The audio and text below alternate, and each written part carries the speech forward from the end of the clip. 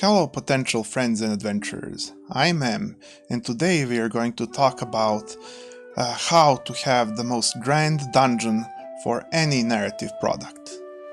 This is going to be the subject of today's DM table. Now, how to have a grand dungeon? Well, have you ever been inspired to make a dungeon?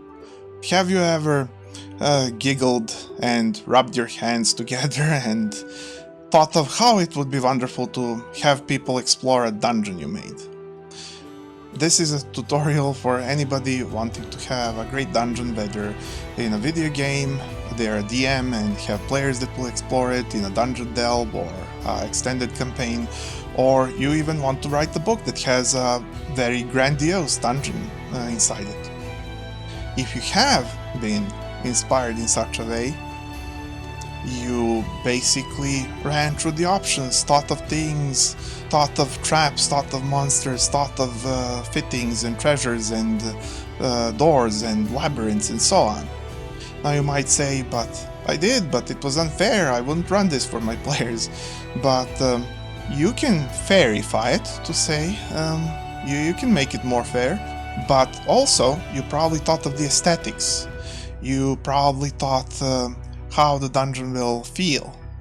Now, what if we expand this? Have you ever went on a site or a image board or something that has lots of pictures that you can search up of a subject, like indeed interiors, dungeons and so on and so forth? Have you accidentally run into a thread that has these types of pictures?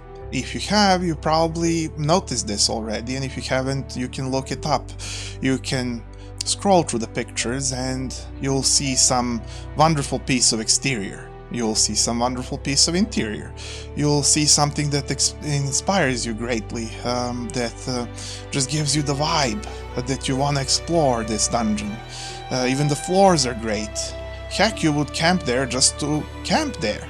Now, combine several of those if you don't have a perfect one, or find that one perfect picture, and there you have it. That's your team. Now you want to imagine, how does this one stretch down, or up, or sideways? How does it float? What makes it tick? What does it have inside? What are its purposes? Who lives there? What do they do? Why do they do it? Why is it there? What rooms does it have? For what purpose? And so on and so forth. Now you'll say, wait a minute, but I'm a DM and I have a session to run in a couple of days or tomorrow. I don't have that sort of time. Well, if you're not a game designer but a DM, you probably want to do this for most important dungeons ahead of the campaign. But even if you need to run tomorrow and you somehow need to introduce a grandiose dungeon right then and there, this, well, if you have trained before, this will happen pretty fast. If you can search through your saved pictures from before, if you have some ideas where to look, if you think of your favorite games and what kind of dungeons they had and make a combination of those.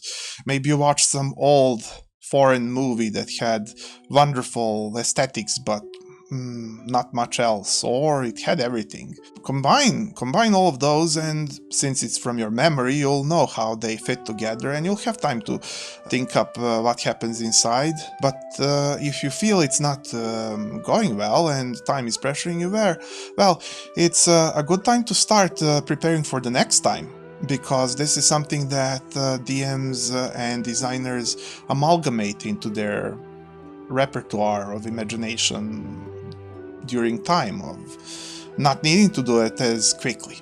You should do it for fun when you have free time, but not dedicate necessarily free time to it. Just whenever you run into a thread, whenever you see a picture, give your imagination some workout.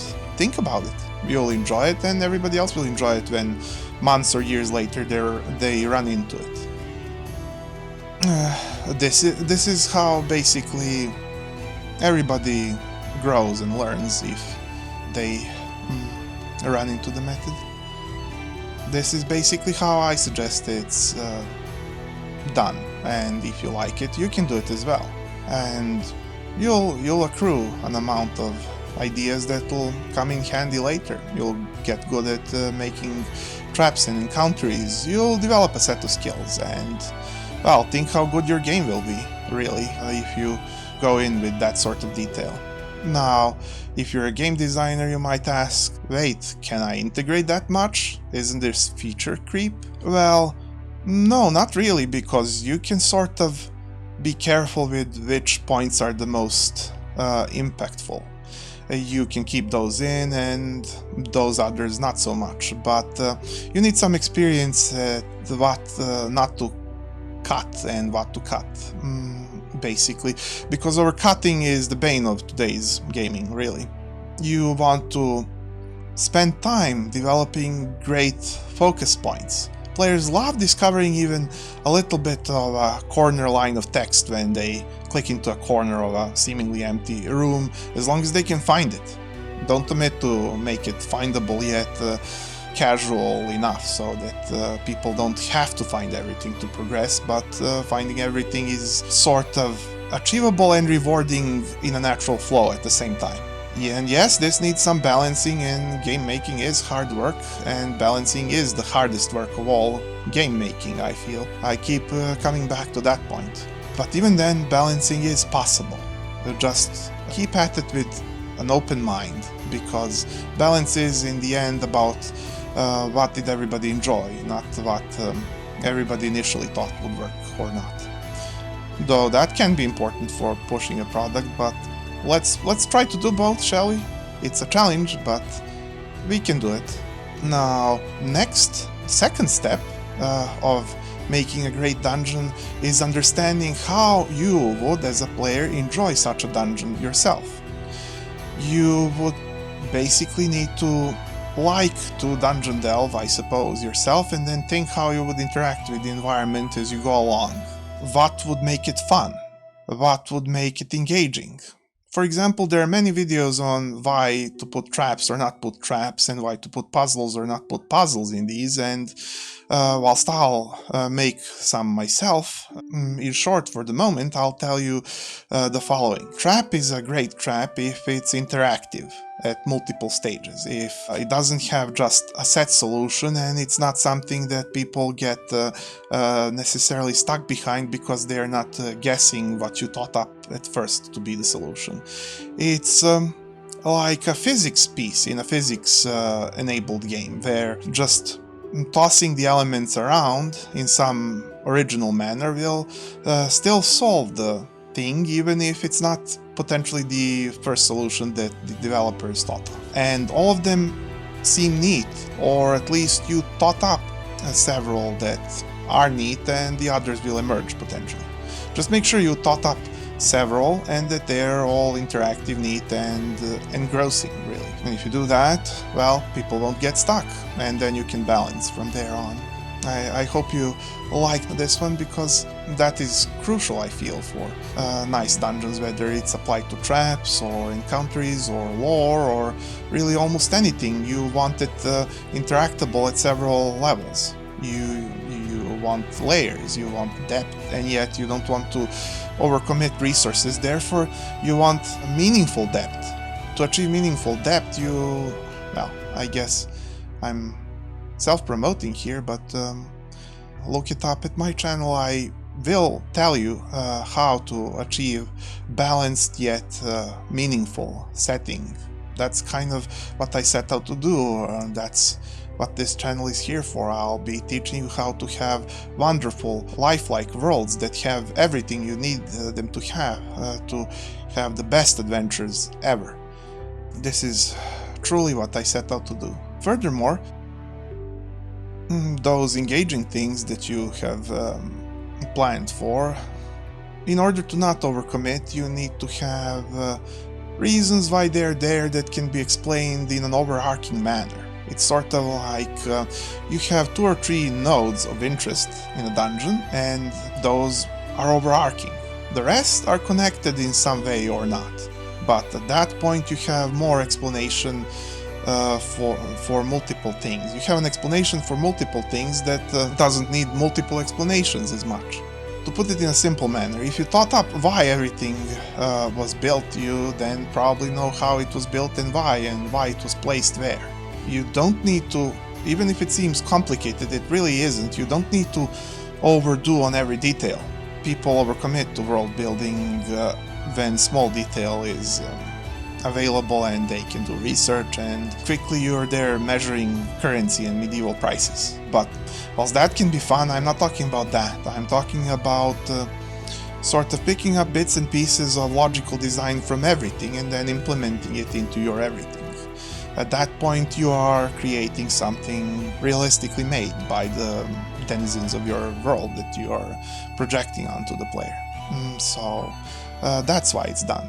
And you save the commitment, as I said. You then need to make less resources, whether you're a DM or a game maker or a novel writer or whatever it may be that you are. You didn't need to overwork to achieve the same level of result.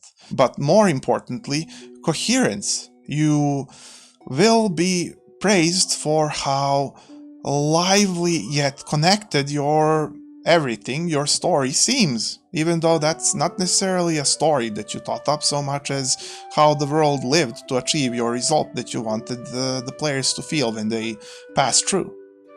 That is simply my method, and I feel it has served me well thus far, and I enjoy DMing for my players. Then there's the third step.